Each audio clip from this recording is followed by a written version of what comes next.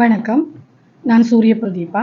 அகில இலங்கை தமிழ் அழகுக்கலை மற்றும் அழகு சாதனவியல் நிபுணர்கள் சம்மேளனத்தினுடைய ஸ்தாபகராகவும் தலைவராகவும் இருக்கின்றேன். சமீப காலமாக நாங்கள் சர்ச்சைக்கு உட்படுத்தி வருகின்ற ஒரு விடயம்தான் இந்த வெளி மாவட்டங்களிலிருந்தும் வெளிநாடுகளிலிருந்தும் எங்களுடைய நாட்டில் நிகழ்ச்சிகளை நடத்துவது சம்பந்தமான எதிர்ப்புகளை தெரிவித்து வருகின்றோம். இதன் அடிப்படையில் நாளைய தினமும் யாழ்ப்பாணத்தில் கடந்த என்னுடைய ஊடக சந்திப்பின் போது கொழும்பு மாவட்டத்தில் நடைபெற்ற நிகழ்ச்சியை பற்றி குறிப்பிட்டிருந்தேன். இப்பொழுது யாழ்ப்பாணத்தில் நாளைய தினம் ஒரு நிகழ்ச்சி நடைபெற இருக்கின்றது.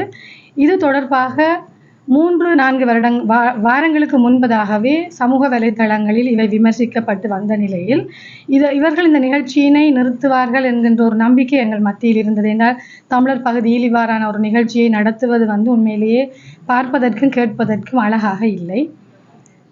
சேலை கட்டை காட்டுவதற்காக ஒரு ஆண் ஆசிரியர் யாழ்ப்பாணத்துக்கு நாளைக்கு வருகை தந்து அந்த சேலை கட்டி காட்டப் போகின்றார். இந்த நிகழ்ச்சியை இந்த வகுப்பினை அங்கீகரிப்பதா இல்லையா என்கின்ற ஒரு கேள்வி வருகின்ற பொழுது இது எங்களுடைய நாட்டில் இருக்கின்ற ஒரு ஈவென்ட் பிளானர்ஸ் அவர்கள் ஊடாகத்தான் இது நடைபெறுகின்றது. எனவே அவர்களுக்கு எங்களுடைய நாட்டினுடைய கலை கலாச்சாரம் பற்றிய அனைத்து விடயங்களும் தெரிந்திருக்க வேண்டும். அதனை தொடர்ந்து அவர்கள் இந்த நிகழ்ச்சியினை நடத்த வேண்டுமா வேண்டாமா என்று அவர்கள் தீர்மானித்திருக்க வேண்டும். ஆனால் இப்பொழுது பணம் ஈட்டல் மட்டுமே எல்லாருடைய நோக்கமாக இருப்பதனால் கலையை பற்றியோ பண்பாட்டை பற்றியோ கலாச்சாரத்தை பற்றியோ யாரும் பொருட்படுத்துவதாக இல்லை. ஆனால் அவ்வாறான தவறுகள் நடப்பதற்கு நாங்கள் இடமளிக்க முடியாது. துறை சார்ந்தவர்களாக இதனை நாங்கள் அனுமதிக்க முடியாது. அதுவும் யாழ்ப்பாண மாவட்டத்தில் நல்லூர் திருவிழா நடைபெற்று கொண்டிருக்க இந்த நேரத்தில் எங்களுடைய பெண்களுக்கு சேலை கட்ட காட்டி கொடுப்பது என்னிடம் எதிர்ப்பு தெரிவிக்குமாறு கேட்ட அனைவரும் கேட்ட ஒரு விடயம், நீங்கள் மேக்கப் ஆர்டிஸ்ட் எல்லாரும் சாரி உடுக்க தெரியாமலாம் மேக்கப் ஆர்டிஸ்டாக இவ்வளோ காலம் இண்டஸ்ட்ரியில் இருக்கணும்.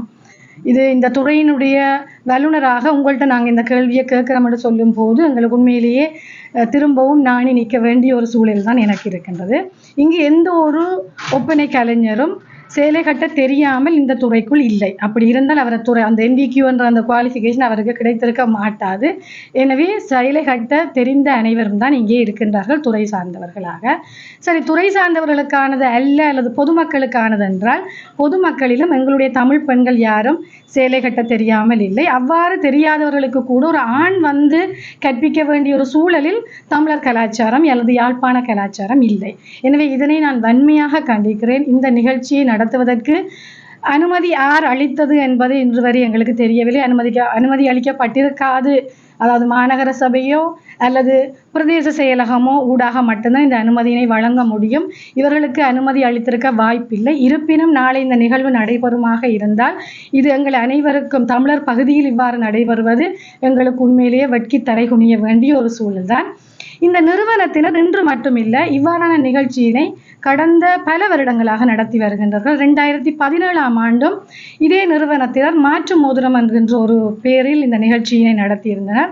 அப்பொழுதும் அந்த மேடையில் 2 பீஸோட ஒரு பெண்ணை வந்து மொடலை கொண்டு வந்து ஒரு மொடல், அதாவது அவங்க வந்து ஃபேண்டசி மேக்கப் என்ற ஒரு கேட்டகரிக்கு கீழே தான் அந்த அன்னப்பறவைக்கு ஒரு பிள்ளையை கொண்டு வந்து ஸ்டேஜ் பண்ணவங்க. அந்த நேரம் அந்த ப்ரோக்ராமுக்கு நான் ஒரு இன்வைட்டியாக போயிருந்தேன். அப்போ உடனே நான் அந்த பிள்ளைக்கு பேக் ஸ்டேஜில் கூப்பிட்டு சொன்னேன், இந்த பிள்ளையை ஸ்டேஜில் ஏற்றாதுங்க, இது யாழ்ப்பாணம், நீங்கள் மதவாச்சி தாண்டி இங்கால வரும்போது வடக்குக்குள்ளே நீங்கள் என்டர் பண்ணும்போது இங்கே என்ன கலாச்சாரம், இங்கே இன்னும் ஒரு முக்கியமான ஒரு விஷயத்தை நான் இதை தொடர்ந்து கட்டாயம் பேசுவேன். நீங்கள் மதவாச்சி தாண்டி வரும்போது வடக்குக்குள்ள வரைக்குள்ள இங்கேன்னு சில கலை கலாச்சாரங்களை நாங்கள் இன்றைக்கும் கட்டி காத்து வருகின்றோம், இனியும் கட்டி காப்போம். எனவே இவ்வாறான அலங்காரங்கள் அல்லது இவ்வாறான ஒரு மாடலிங்கை நீங்கள் ஸ்டேஜ் பண்ணாதீங்க. இந்த ஃபேண்டசி மேக்கப் எங்களுக்கு தேவையில்லை. முதல் மணப்பெண் அலங்காரத்தையே அவர்கள் செய்வதே போதுமாக இருக்கின்றது. ஃபேண்டசி மேக்கப் என்ற ஒரு கேட்டகரியில் நீங்கள் இந்த 2 பீஸோட இந்த பிள்ளையை ஸ்டேஜில் ஏற்றுறதுன்ற நோக்கம் என்ன? ஏற்ற வேணாம்னா அந்த பிள்ளை எனக்கு உண்மையில் மிக உதாசீனப்படுத்திட்டு என்னை தாண்டி போனவன். நான் உடனே அந்த ப்ரோக்ராமில் இருந்து ஸ்டேஜில் இருந்து வெளியில் வந்துட்டேன்.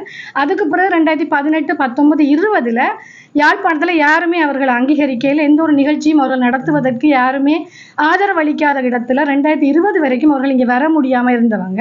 2021 யாழ்ப்பாண மாவட்டத்தில் அழகுக்கலை சங்கம் இருக்குது. அந்த சங்கம் வந்து இந்த பிரிஞ்சு நிற்கிற சூழ்நிலையில் அந்த முன்னாள் தலைவர் அல்லது முன்னாள் உறுப்பினர்களுடைய ஆதரவோடு அவர் மீண்டும் இன்றைக்கு 21, 22, 23களுக்கு பிறகு திரும்பவும் இந்த நிகழ்ச்சியினை மிக மோசமாக மிக மோசமாக. நீங்கள் கடந்த கால அவர்களுடைய நிகழ்வுகளை நீங்கள் யூடியூப்ல இருக்குது, நீங்கள் போய் பார்த்தீங்கன்னா தெரியும்.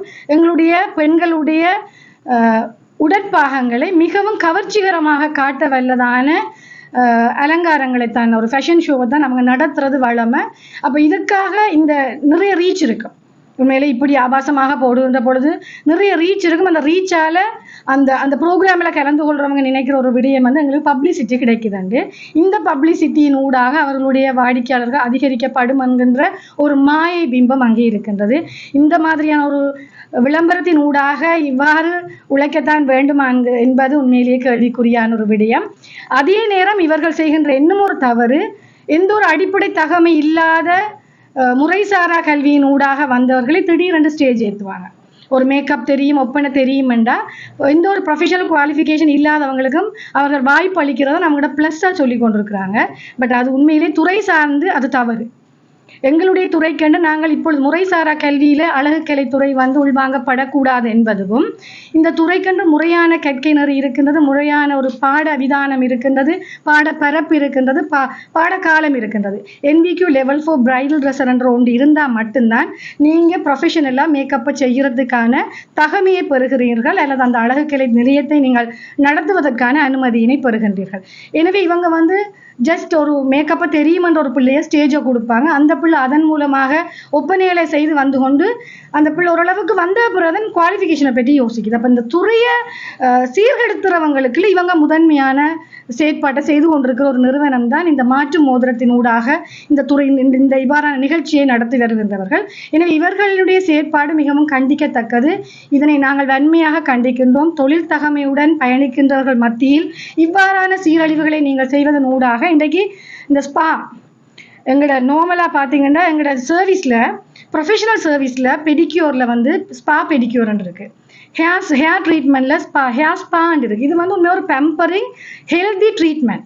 இந்த ஸ்பான்ற வேர்டை நாங்கள் டிக்டாக்லேயோ அல்லது ஃபேஸ்புக்லேயோ எங்களோட ட்ரீட்மெண்ட்டுக்கு கீழே போடும்போது சர்ச் பண்ணுறாங்க. ஜெஃப்னாவில் ஸ்பாண்டு சர்ச் பண்ணும்போது எங்கள்ட இந்த ஸ்பா பெடிக்யூர் அல்லது ஹேர் ஸ்பாண்டு போகிற அந்த வேர்டு வந்தோடனே இந்த ஸ்பான்ற எங்களோட கண்டெக்ட் நம்பரோட போய் விளைக்கல, அங்கேருந்து எங்களுக்கு கால்ஸ் வருது, மசாஜ் இருக்கா.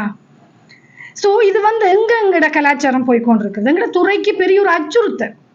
ஏனென்றா ஒரு சிலர் ஸ்பான்ற பேரை வச்சுக்கொண்டு செய்கிற சில வேலைகளால் வடக்கில் கூட நாங்கள் தமிழர் பகுதியில் மிகவும் கலாச்சாரத்தோட இந்த துறையில் இன்றைக்கு எத்தனையோ குடும்ப பெண்கள் பயணித்து கொண்டு இருக்கிறோம். இந்த குடும்ப பெண்கள் இந்த துறையில் பயணிக்கின்ற போது இவ்வாறானவர்களுடைய பிழையான வழிநடத்தலின் ஊடாக எங்களால் இந்த துறையை சரியாக கொண்டு போக முடியாமல் இருக்கின்றமே உண்மையிலே மனவர்த்தத்துக்குரியது. அப்போ நாங்கள் அந்த ஃபோன் பண்ணி கேட்குறவங்களுக்கு வடிவாக சொல்லணும், நீங்கள் பாருங்க ஹேர் ஸ்பாண்டு தான் இருக்கும் அல்லது ஸ்பா பெடிக்யூர்னு தான் இருக்கும், அதுக்குரிய விளக்கம் இதண்டு நாங்கள் அவங்களுக்கு சொல்லும்போது சொரின்னு சொல்லிட்டு வைக்கிறாங்க. ஸோ நீங்கள் மதவாட்சியை தாண்டி வந்தால் இங்கே ஸ்பா இல்லை, எங்களோட பகுதியில் ஸ்பா எந்த காலத்துலையும் வரப்போகிறது இல்லை. ட்ரீட்மெண்ட்ஸ் இருக்குது. அதாவது ஒரு ஜென்ட் வந்து ஃபேஷியல் செய்யக்கூடாதா அல்லது ஆயுர்வேத ட்ரீட்மெண்ட் செய்யக்கூடாதாண்டா 100% செய்யலாம்.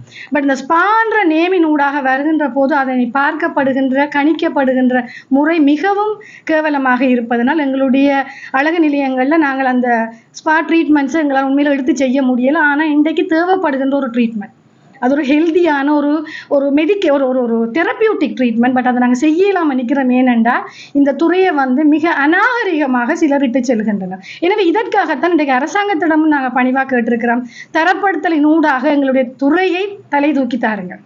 இவ்வாறான கலாச்சார சீரழிவுகள் எங்கள் பகுதிகளில் நடைபெறுவதனை அனுமதிக்க முடியாது. எனவே நாளைய தினம் யாழ்ப்பாணத்தில் இந்த நிகழ்ச்சி நடைபெறுமாக இருந்தால் அது எங்களுக்கு மிகவும் ஒரு அவமானமான ஒரு விடயம். எனவே இதனை நாங்கள் வன்மையாக கண்டிக்கின்றோம். இந்த நிகழ்ச்சியாளர்கள் இந்த நிகழ்ச்சியினை ரத்து செய்ய வேண்டும் என்பதனை பணிவாக கேட்டுக்கொள்கிறோம்.